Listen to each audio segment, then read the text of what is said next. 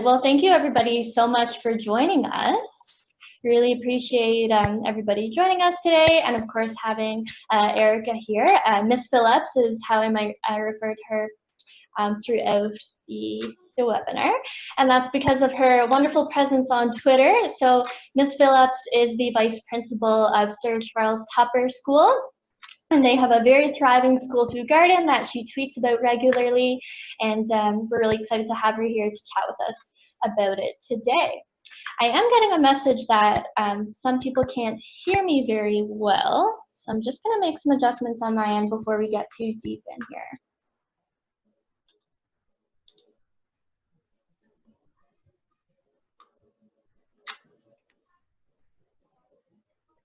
All right, so I think we got it done there. Wonderful. I'm also going to go ahead and share my screen so you can see what we have going on.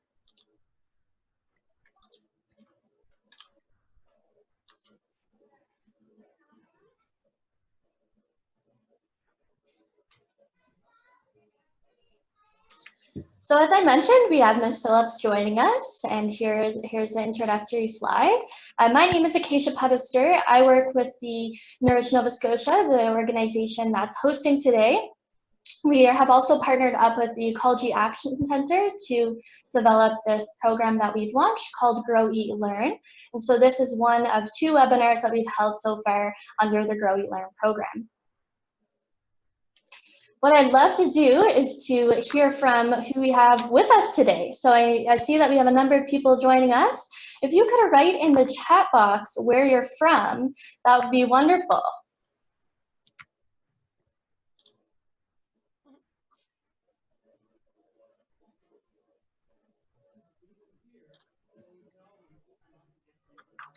So we've got from Fall River, Berwick, New Glasgow, Bible Hill,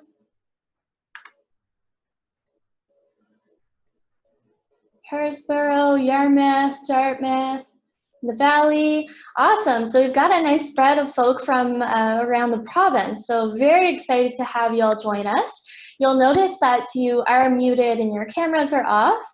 We'll have that be the case for the most of the webinar so that we can continue with our interview, but we do have time for questions at the end. So for the last about 5 or 10 minutes, we will address your questions. If we can't get through them all during that time period, then we'll be sure to follow up after the fact. When that time comes around, you can type your question in the chat box, or you can type that you'd like to be unmuted, and I will happily unmute you, and you can ask your question. So I think we'll just dive on in. Are you ready, Ms. Phillips? Sure thing. Awesome. So the first question I have for you is about how long you've been involved in the garden. I know it's been about 4 years, and I imagine quite a lot has changed in that 4 years. So I'd love to hear what's changed, what you've witnessed, and what you think was key to driving that change and hopefully success.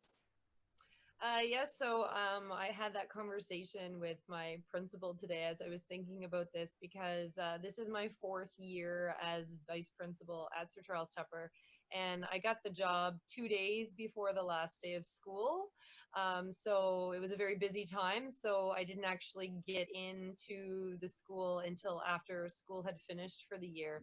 And I came and met my principal, Patricia Woodbury, at the school, and I actually met her on the back side of the building where she was currently watering what was our garden at that point.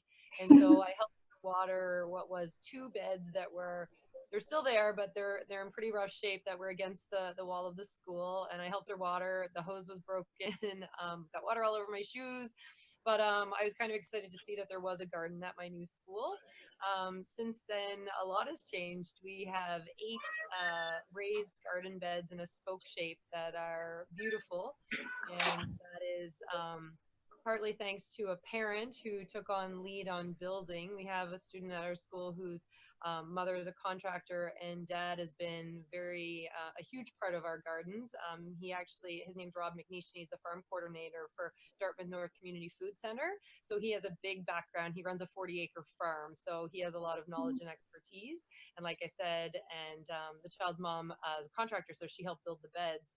So that's come into play. We also have compost out there now. We have rain barrels, we have a storage shed, and like all of these things that when I look back to that first day when I was watering this old bed, we've come a long ways, and it's pretty exciting. Wow, it sounds like you really have come a long way. It sounds like you really play up the strength of the people who are available to you and in the area. Is that right? Definitely. It takes a village or it takes a community Hmm. to do this.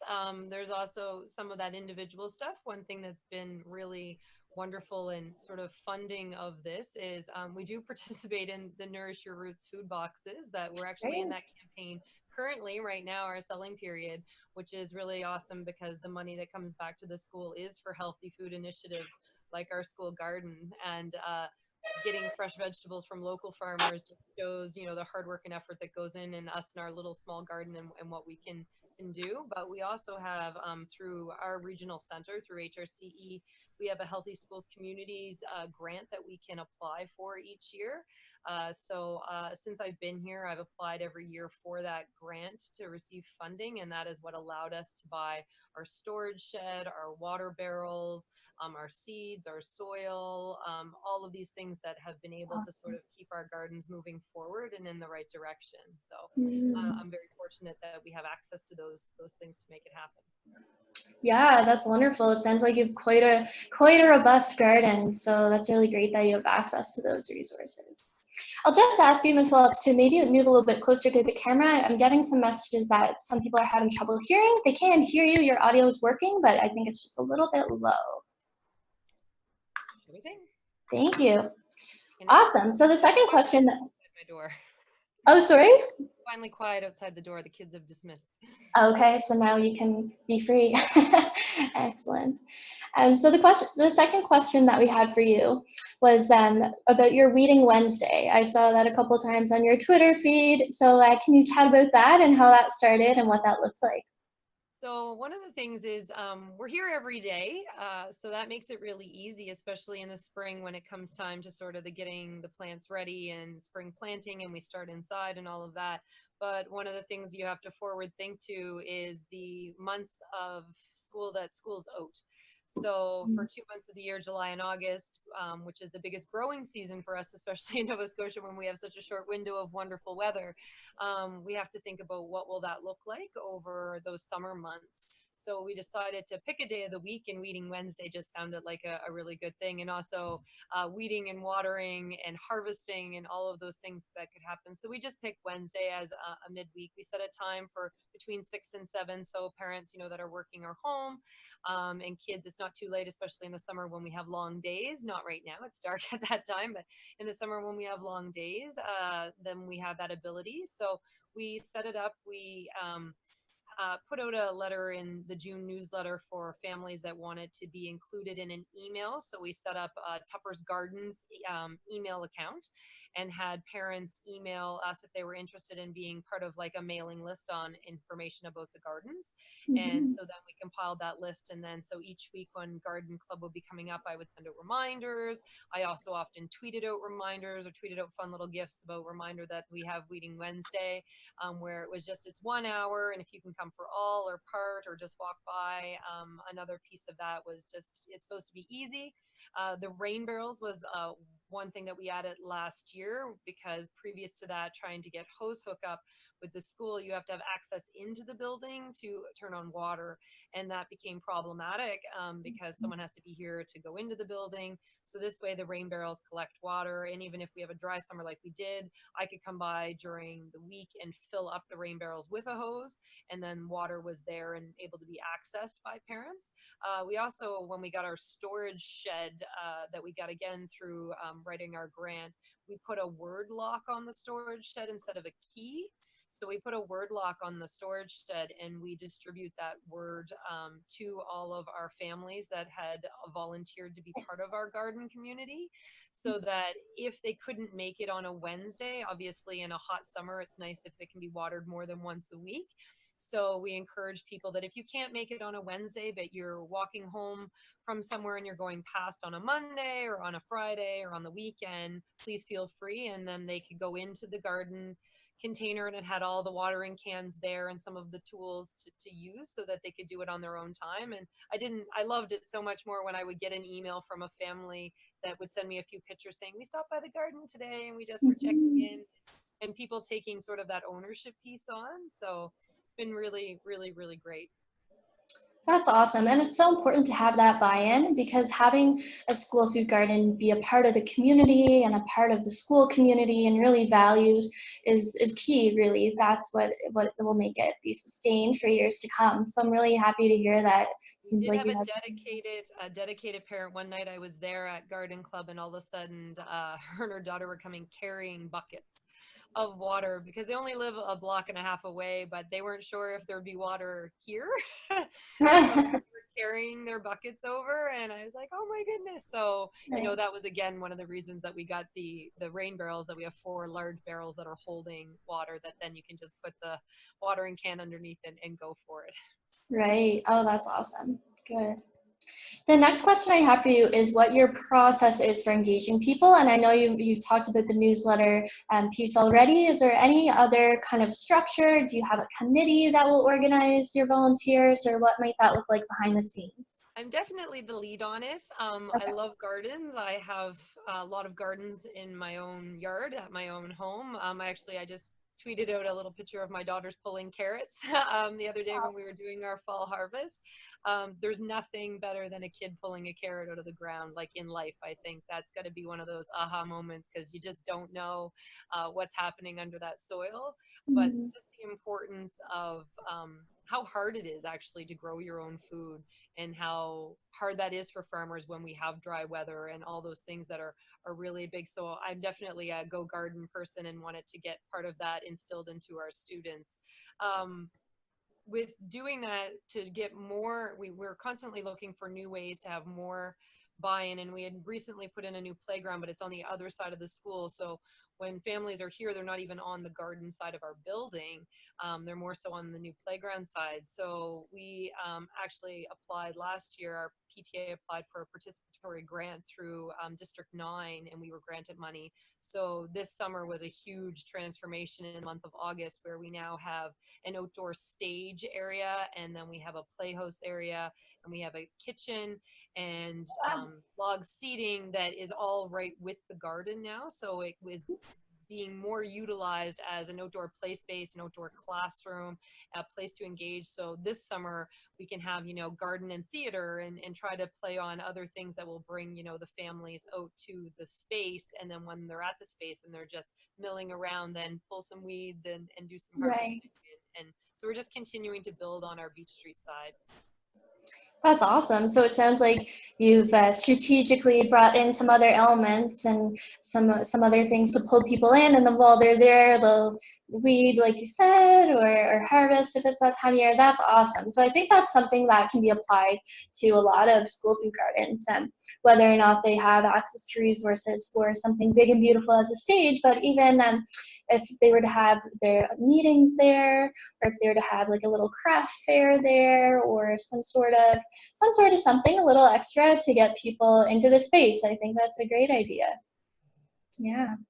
All right. Another question I have for you is what the experience of people have been who are volunteering there. So what kind of feedback have you heard from the families that will pop in, or from the students that will pop in?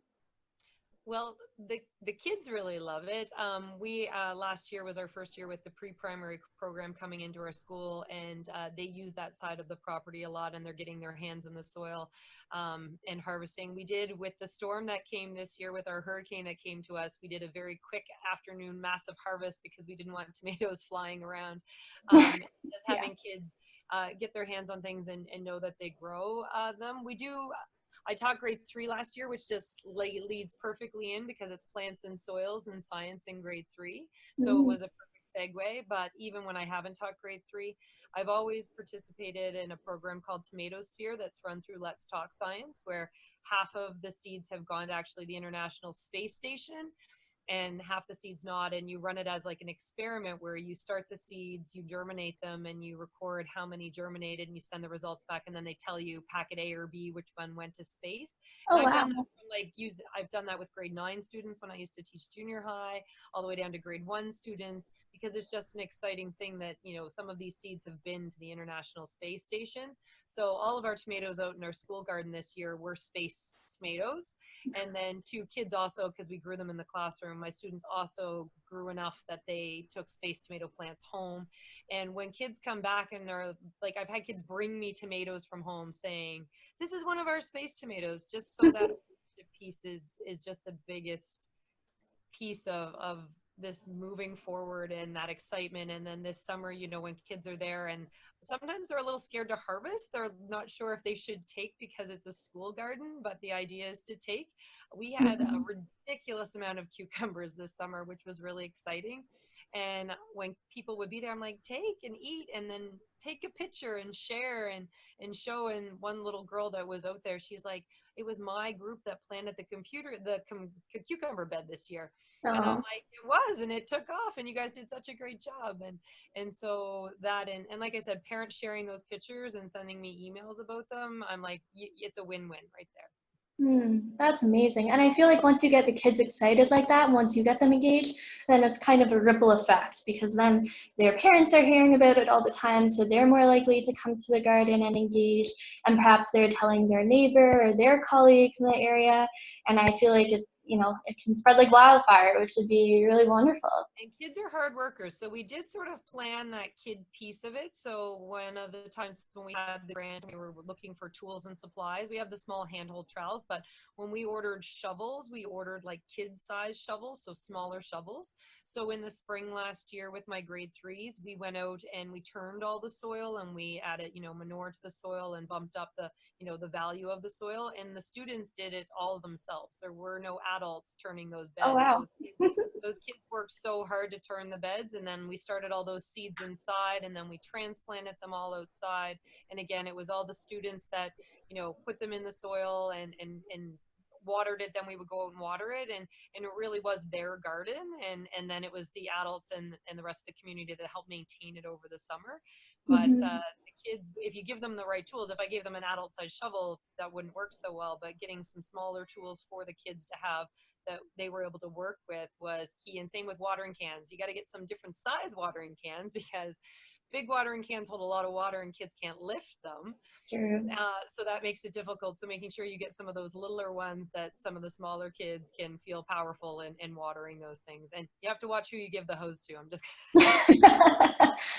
I had a little one stop by this summer and turn the hose on me. So Oh, no. our hose is quite a distance. It's about 100 feet from our garden, which is quite, you know, far. So we actually have one of those collapsible hoses that shrinks down to really, really small. So easy for storage, very, very light, easy to move.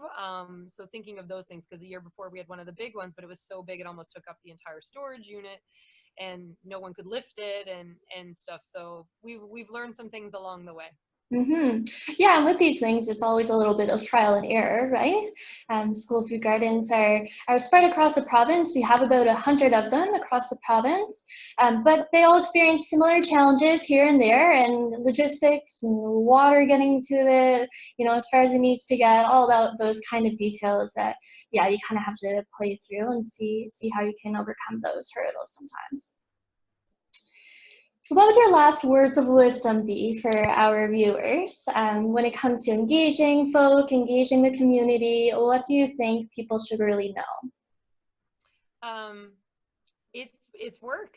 Gardening is work. Bring a farmer in, bring someone to talk to the school.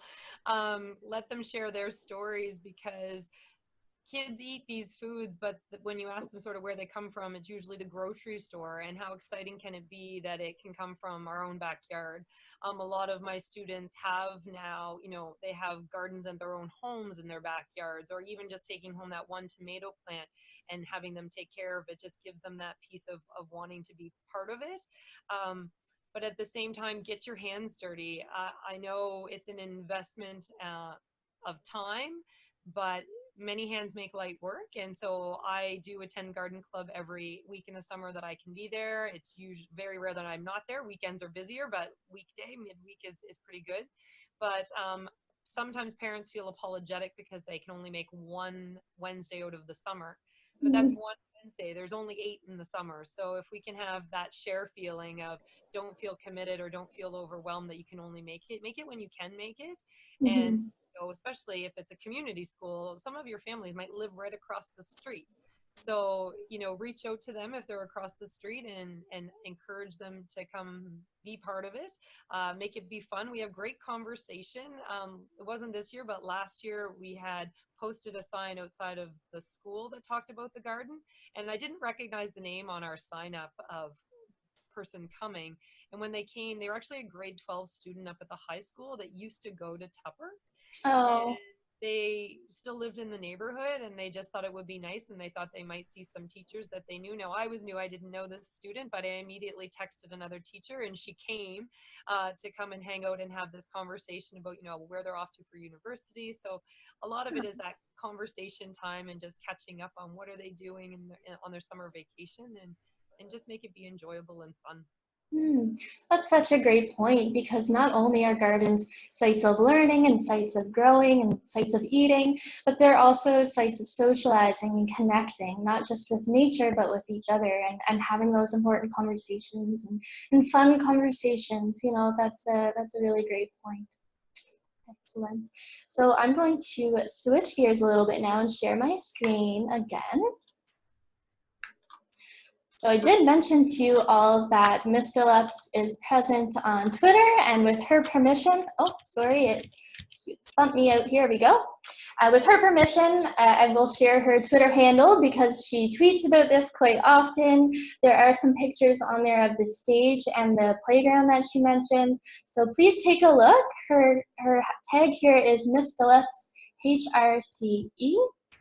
And these are a couple of screenshots that I took from her page. She also uses the hashtag #SeeWhatI'mGrowing, and that's how we at Nourish we're connected with her. So we encourage everybody to do the same. If you're a school food garden leader listening in right now and you want to spread the word out to other organizations and out to families and potential volunteers, great idea to get on social media, get some photos of kids having fun out there, and use this hashtag, because then you can spread that even further, and we can help you by sharing that out as well.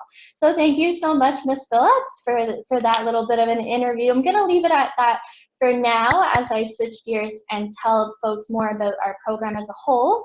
But please, of course, stay on the line, and we're going to have a Q&A at the end, and I'm sure a lot of those questions will be directed at you. Perfect.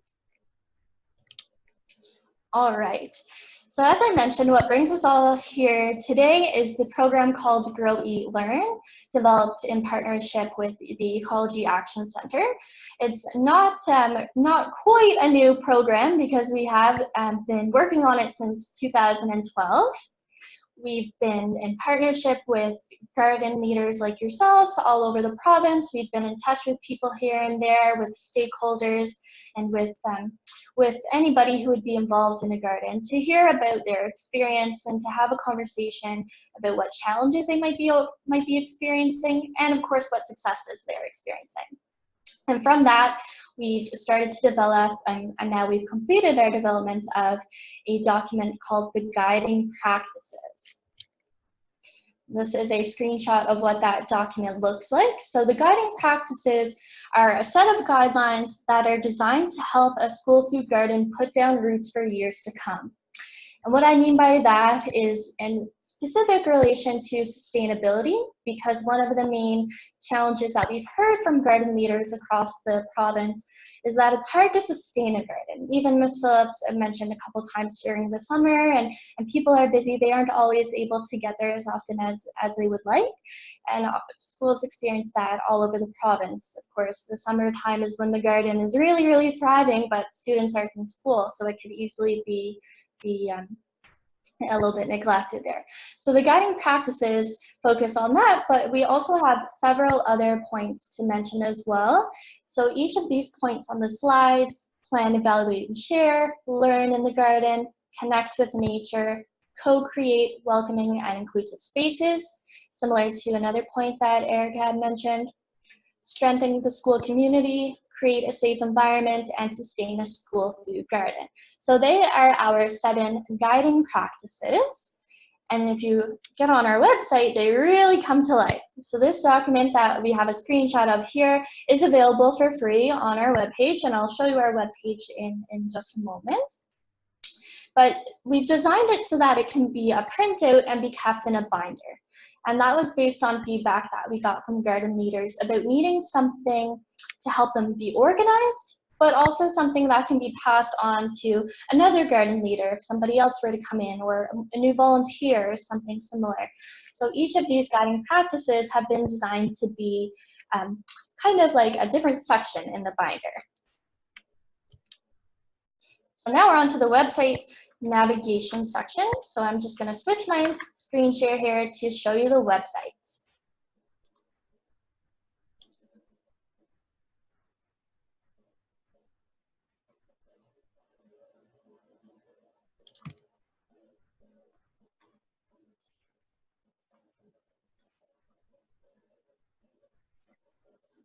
Here we go. So our website is nourishns.ca. I'm on our main homepage here. And if you go underneath programs, Grow, Eat, Learn, and this will take you where you'd like to be. So we've got a little blurb here about school food gardens and their potential. We have videos throughout the website as well. So if you want to hear a snippet about each of our guiding practices, you can hear a minute or two video. But if you keep scrolling, you'll see each of these guiding practices that I just listed are live links. So I'll take us into the Strengthen the School Community one right now. You'll see the video like I mentioned. Right here, you can download the whole guiding practices document if you like. But as you scroll down, you'll see there's really quite a lot here. We've created a suite of resources for each guiding practice. And that's what you're looking at now. So it could be a PDF of an activity, which would be an example here, make your own seed paper. It could be a PDF or a template of how to create a harvest meal, what kind of logistics you might want to keep in mind for that. Or it could be templates of thank you letters for those that you've been engaging. Or it could be a video of success that another school has experienced. There's really a whole array of resources on our website. Could be the videos, could be the documents, could be templates. There's a whole host of everything there, and the reason why is so that it can help you bring the guiding practice to life.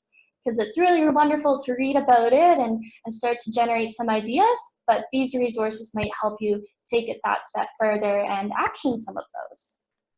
So I really encourage you to take a look at that. I won't play the video for you right now. We don't quite have time, but they're really, really sweet. So I encourage you to take a look and share them on social media as well.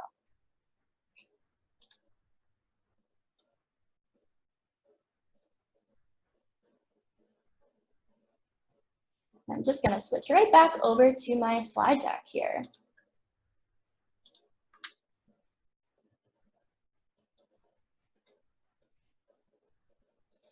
All right, so I mentioned that the guiding practices are the cornerstone of the Grow, Eat, Learn program as a whole. So what is the Grow, Eat, Learn program as a whole? And it is in its early stages right now, even though we have been working on it since 2012, it does have a lot of potential. So we're hoping to pilot the program as a whole coming up soon, and we're going to be putting our heads down to secure some funding for that. But what we envision is having a little bit more on-the-ground support for garden leaders like yourselves.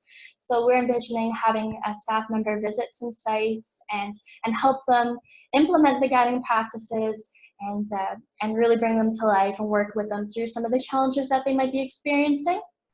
But also to share that knowledge across different schools as well, because a lot of the schools are experiencing similar things, but might be a distance away and might not have that means of communication. So Nourish is envisioning strengthening that a little bit more and tightening up that communication so that we can share successes like Erica has done for us today, and also share some tips and tricks for overcoming the challenges. So I really encourage you to take a look at the guiding practices that are available online now. Feel free to give us feedback. We're more than happy to hear that. It's been informed by people like yourselves, and it can continue to be informed by people like yourselves. We'd love to have this grow and continue to serve those who we'd love to help out. These are our social media handles. We're on Twitter, we're on Facebook, and we're on Instagram. So if you take a look at those, then you can see a lot of fun things happening. We share out garden tweets every Tuesday, Tip Tuesday, so keep an eye out for those. And of course, we share little snippets of the videos that we have related to the guiding practices, and some of the resources we'll highlight throughout the month as well. You'll see on the slide here, I've mentioned a closed Facebook group. This is the Nourish Nova Scotia School Food Garden Network, and it's an opportunity for people to have that means of communication. So it's an opportunity for you to share some success stories or share some challenges you've been experiencing, and having a safe space for others to communicate back and forth and offer suggestions or push you in the direction of maybe a resource they've used, or it could be a grant that they've applied to, and they can post and say, hey, has anyone else heard about this? You know, it closes in 2 weeks, take a look, things like that. So we're really trying to improve the communication between school food gardens, and that's a really great way to do it. So I encourage you to take a look. So we have a question for you, but before I go right there, I'm going to ask if you guys have questions for us, and specifically for Ms. Phillips, but also feel free to chat with me and ask me about the program as a whole. So there's a couple ways you can do this. You can type your question in the chat box, and I'm looking at it right now, so I can read your question aloud if you prefer.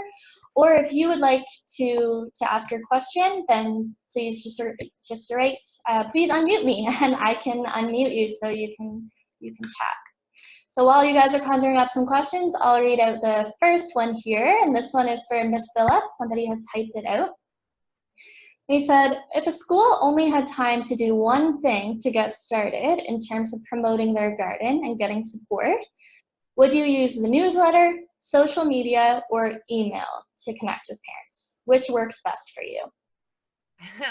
I always do all of them, but Okay.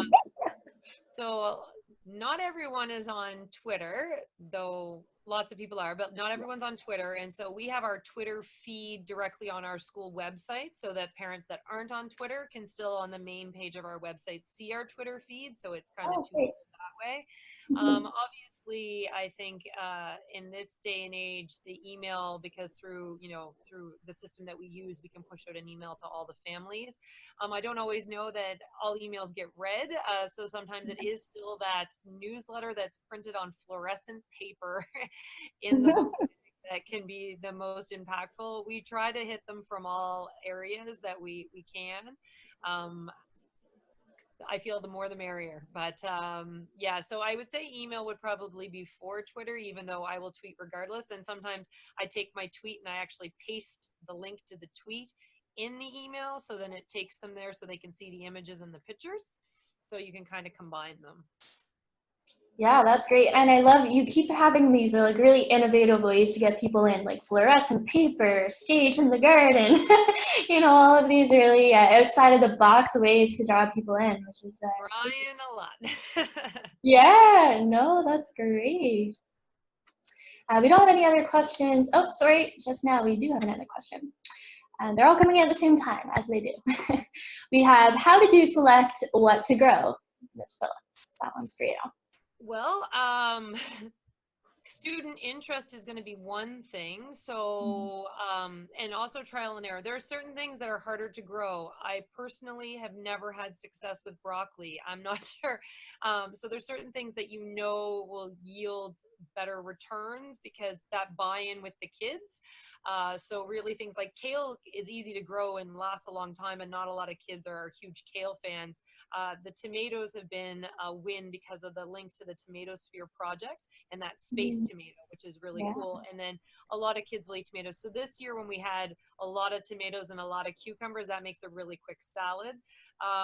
Some things that radishes grow really easily, but I don't know too many kids who that's their favorite food. So we really did try to pick things like carrots and tomatoes and cucumbers that are more sort of kid friendly at first, just to getting that willing to try. We did zucchini, and also once we harvested, cooking with it. So I made zucchini muffins in my classroom last year with the zucchinis harvested.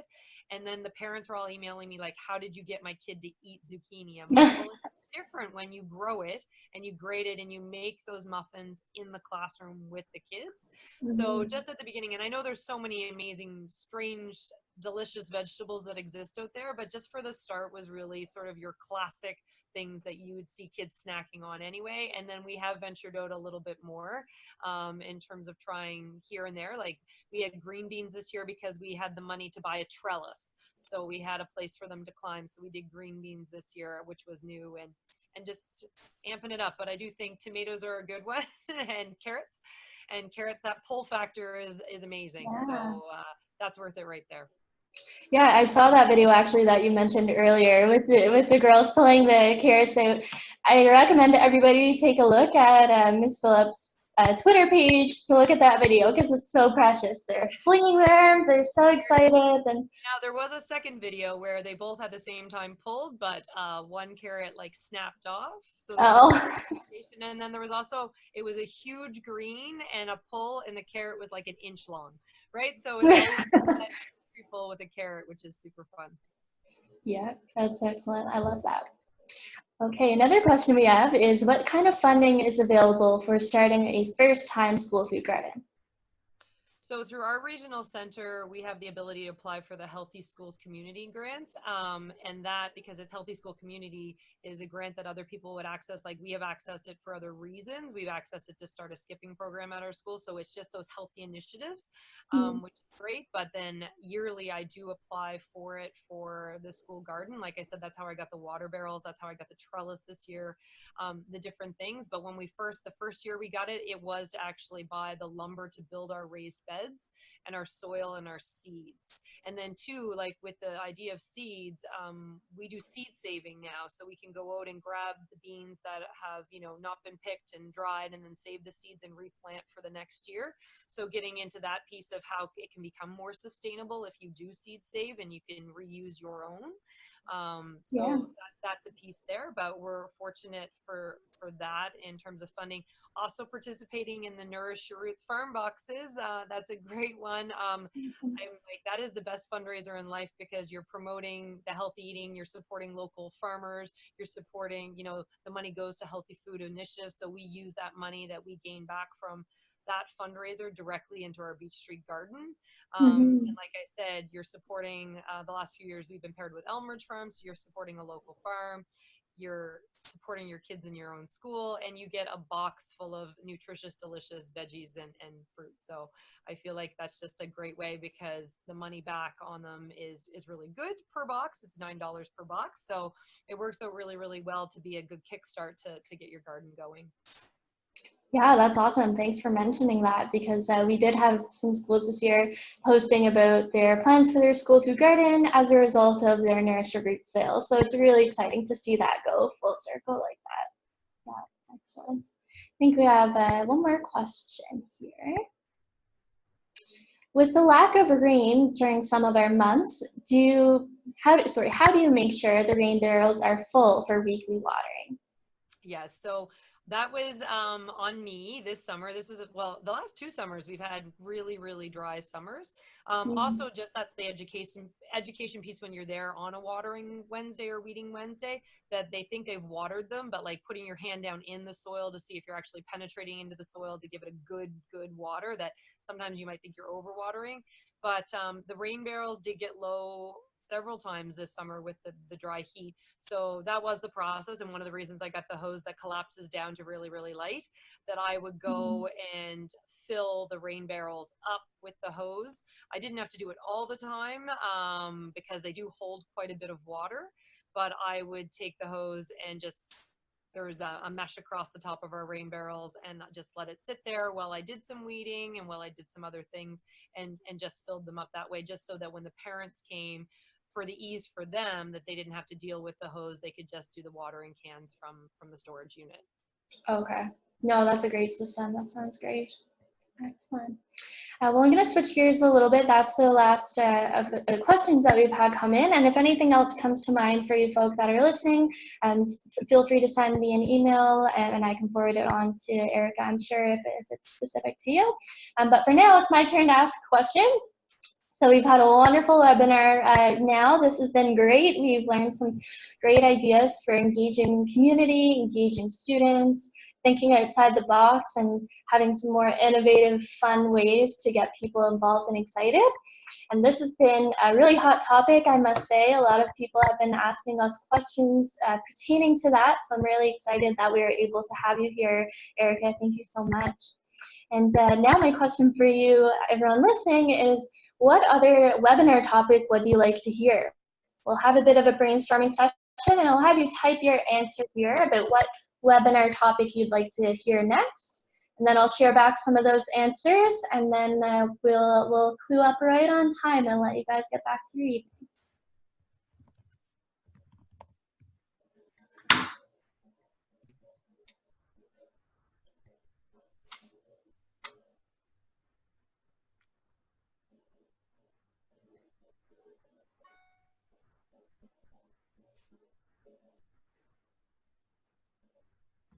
All right, now they're all starting to pile in. So we've got winterizing the garden. That's the big topic. We've got how to get local businesses or service groups involved. So that seems to be perhaps like a bit of a part 2 of this webinar. How to get started from scratch. So I assume that might be if you don't yet have a school food garden and you're thinking about getting one going.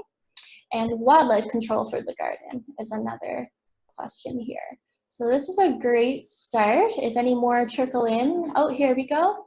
A webinar with pros to discuss challenges and solutions. Yeah, okay. Excellent. So I'll let those trickle in as we clue up. But Ms. Phillips, do you have any questions for me or questions for the viewers? No, I do like the wildlife control. We had these crows that were pulling out our seedlings, and I would come running at them. So we actually had kids make some sticks with, they almost look like windmills that were noisy and things to put in the garden, because that is a real part of, you know, farmers and fields and how do they deal with them. And I didn't really think, because we are on the peninsula, we are downtown Halifax, so I wasn't really thinking we're not going to have deer coming and stealing from our garden. But the crows, like that was a real problem, and just trying to combat that, and just thinking on the bigger scale of farmers and how they deal with these things and still maintain crops. So it's a great conversation to have. But thank you for having me. Absolutely. And just one more comment, somebody else also had mentioned vandalism control, so that could be a potential topic in the future as well. So thank you all so much for your thoughts, and if a couple more trickle in, then please do so. But I will let you go. Thank you so much, Erica, for joining us. It was a pleasure, and I'm very excited to have heard all your stories about the innovations that you have in the garden, and I hope it inspired the folks that are listening. And some take-homes that you guys can think about and consider is to join the Facebook network that we have about school food gardens, so that you can continue these types of conversations and generating ideas, and also to follow us on social media for the same, and so that we can see some of your successes and help you celebrate. So I think that takes us to the end. Thank you all so much.